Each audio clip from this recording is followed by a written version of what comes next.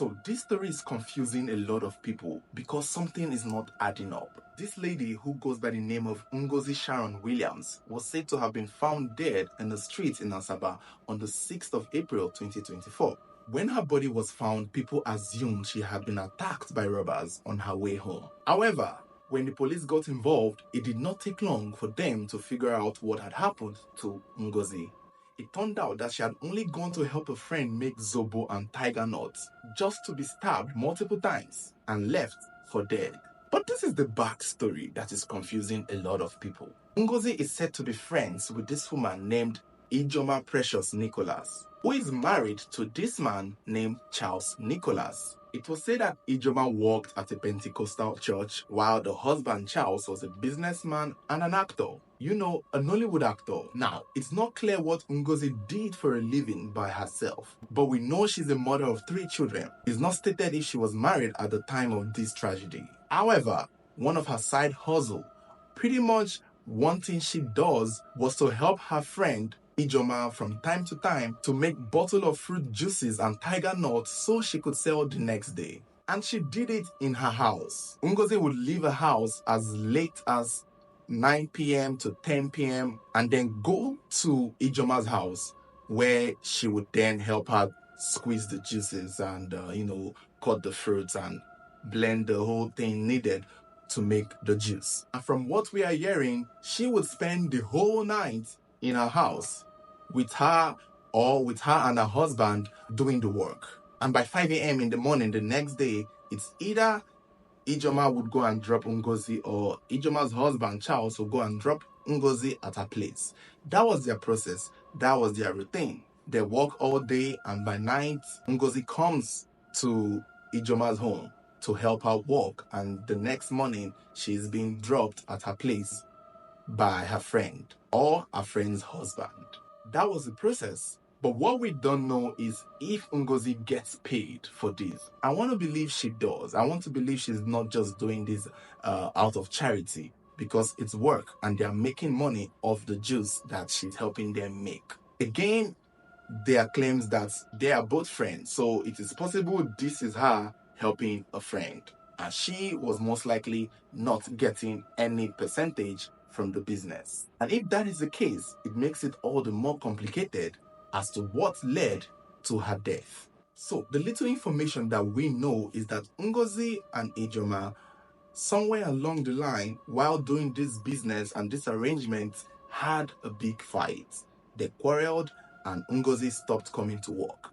For about 2 weeks, Ngozi stopped the whole juice making process with Ijoma. She stopped going to her house, they stopped talking with each other, she stopped picking her calls.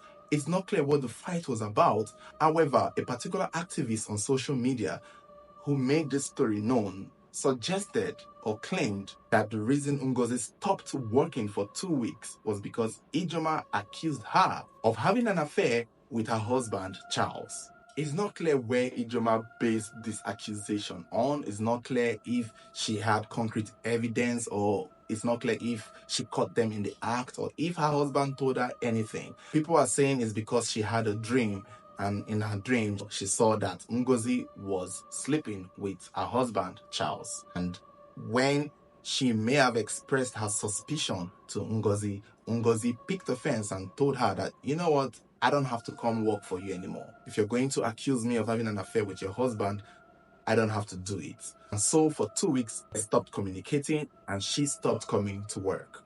And this fight was somewhere in March. However, towards the end of March, towards the around the Easter celebration, the demand and the orders were enormous. And somewhere along the line, Ijoma figured out that she really needed Ngozi and called her, apologized, and they made peace. And so on Easter Monday, the 1st of April, Ngozi resumed work and started going back to Ijoma's home to assist them in their usual routine. She would go there by 11 p.m. in the night.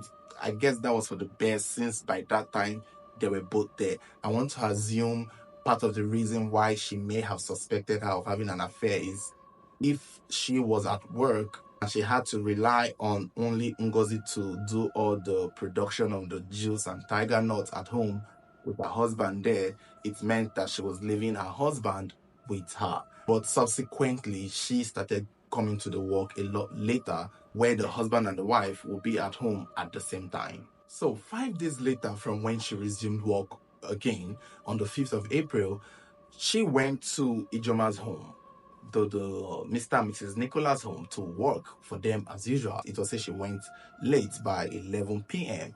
I don't know if that is a usual time, but it could be, or it may not have been. And while she was there, it's not clear where Ijoma was. While Ngozi was there, it's not clear where Ijoma was. What we are hearing was that Ngozi and Charles somehow, somewhere, were the only two people in the house. And along the line, while she was trying to do her job, most possibly in the kitchen, she got into an argument with Charles. And it's not clear the details of the argument. However, in this heated conversation, or in this heated back and forth, Charles raised his hands and slapped her and asked her to leave, kicking her out of the house around midnight. And so Ngozi was like, "I'll leave." As she turned to leave, he picked up a knife and stabbed her. And she screamed, ran out of his house, calling for help. But this was midnight. Many people were already asleep. And even if they were hearing her scream, people would be worried as to if it's safe to come out, because they would assume something bad was going on. She screamed for help multiple times and no one came to help her. Eventually, she was making her way looking for help, trying to find a way to go back home with the stab injury on her back. And then she met somebody who asked her what happened, and she explained to the stranger what Charles had done to her. And it was this conversation that kind of helped the police figure out what had happened, because if not for the fact that somebody came to speak with her, there's a chance that this man would have gotten away from killing this woman. So, after Ngozi finished speaking with the person that had come to meet her to assist her, it's not clear what the person was thinking. We don't know if the person tried to help her, but it most likely did not seem that instantly grievous. It was probably one stab. And so, rather than the person to help her, it was said the person went straight to Charles' house to confront him and ask him to go and take the lady to the hospital, assuming that it was a fight and he did that, just because he wanted to injure her and not maybe kill her. However, I don't know why you think stabbing somebody on their back was the best course of action during an argument. So when the person told him to take her to the hospital, he refused. Now, in all this explanation, as all this was going on, it's not being said where Ijoma was. We don't know if she was in the house or if she was at church. We don't know where she was. Nothing was stated. We don't know if she was in the kitchen too, having this argument.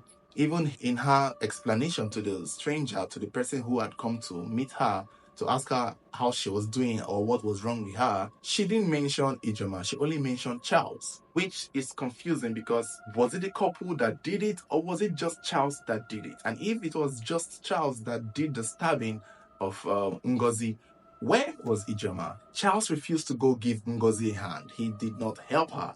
He left her for dead. And as Ijoma was trying to find her way back home, or to find her way to the hospital in the middle of the night after she had been kicked out and stabbed by this man, she could not continue moving further. The injury caused her to lose a lot of blood, and somewhere as she was walking in the streets, she dropped dead. And the night passed until it was dawn. That was when her body was found.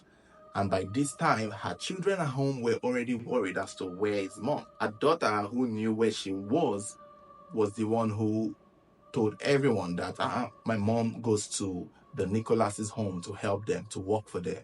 And they usually bring her to the house. And if they did not bring her home that day, it means she was still with them, or whatever had happened to her was because of them. And when her body was found, the police got involved, and instantly, Charles was arrested. It's not clear if he tried to run. I want to assume after stabbing her, he did not think the injury was that grievous to kill her. Maybe that was why he was still at home when they came to arrest him. Although his wife, Ijoma, is nowhere to be found, as at the time of making this video, they are saying she's still on the run. So the police are still looking for her. If she will be charged or arrested as an accomplice, but it would be nice to know where she was on that day. Charles had confessed to stabbing Ngozi. He has admitted to the fight. And somewhere in a video, I'm not sure if he was the one, but it's been alluded that he claimed it was an accident that he stabbed her. That they were having an heated argument and he lost his temper and resulted to that weaponry in attacking her. Although still, he did not implicate his wife. We don't know where the wife was, if she was in the room sleeping, or if, she was in on it.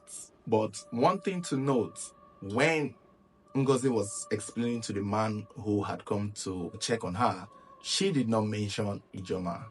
And when he was confessing to the crime, he too did not mention his wife. So I'm assuming if Ijoma is eventually caught and arrested, she may not be tried for this, or it is hard to know what her role is. There are sources claiming that, she tried to help him cover it up and make it pass as though Ngozi was killed in the streets by someone else. If that's the case, then she might just be aiding and abetting, or maybe an accomplice for what it's worth. She is indeed the wife. But then again, this is what a lot of people are confused about. What was the fight all about? Why was Ngozi fighting with her friend's husband?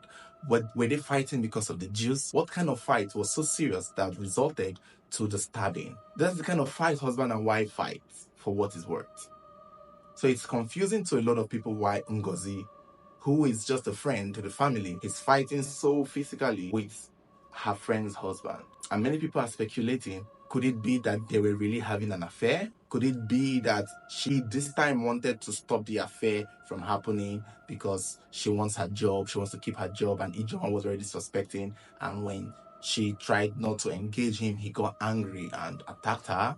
Could it be a love triangle gone wrong? Another part of the story that a lot of people are questioning is what I've already asked. Where was she when this was happening? Even if the husband could not take her to the hospital, if she was aware that her friend Ngozi had been stabbed, she could have done so. She could have rushed her to the hospital. Unless, of course, she was in on it in the fight, which makes her just as guilty as the husband. The story is unfortunate, and we are just glad that the only surface level that we know of the story still got the man arrested, and maybe he would face his time in jail. Although the internet is divided in their opinions, some people are saying this was a love triangle, that he was most likely trying to have an affair with her, or he was most likely trying to sleep with her and she kept turning him down, or they were trying to hide their secret affair and he did not want it. The internet is just divided. Some people believe that it was just a random adult fight over something filmsy, that he most likely was taking drugs and got out of hand and became out of control. He most likely was high when he attacked her, but we don't know that for a fact. What we do know is what we've talked about. But you guys, let me know what you think. Don't forget to like, share, and subscribe, and turn on your notification button so whenever there is a new video, you'll be the first to get notified.